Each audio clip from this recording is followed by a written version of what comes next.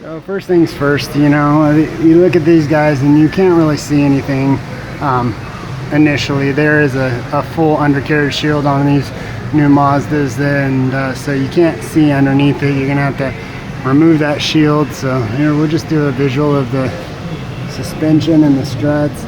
They are dry. I see no leakage, no problems there. All the boots and everything are in good shape, which they should be. It's a 2015. I mean, I do drive it quite a bit, but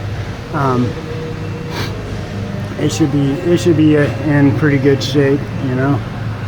So struts look okay. I don't see any leakage.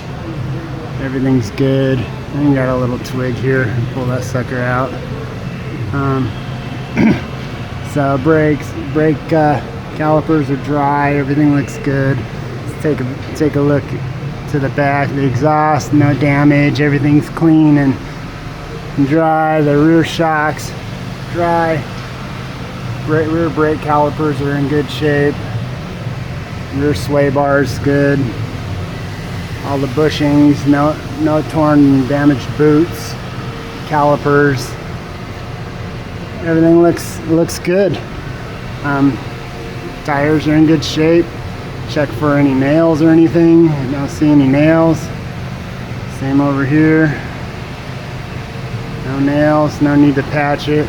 We're good to go. So I'm going to do a visual of the underside of the motor, undercarriage.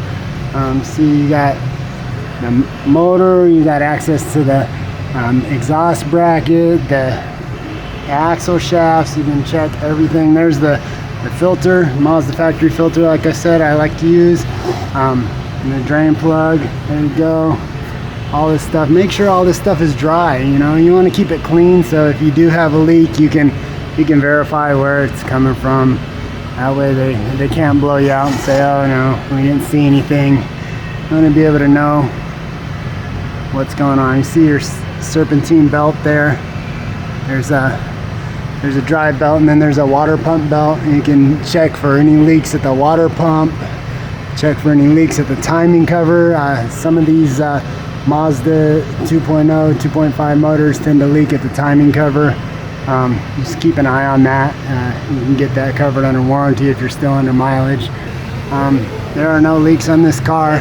If there are any leaks later on, we can double check everything that we've done and make sure it's not anything that we missed or didn't tighten tight enough, and you know, go from there. Otherwise, some seepage or leakage from the actual motor or trans. Right, there we go. All right, so now while we're under here, there's the radiator fans, and this is the radiator drain.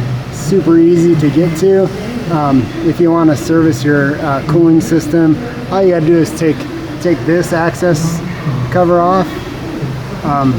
You can get in here. If you take this bottom cover off, just open this valve here, open up the radiator cap up top, and just drain out all your coolant and then refill it. That's an easy deal. We'll show you that in another video.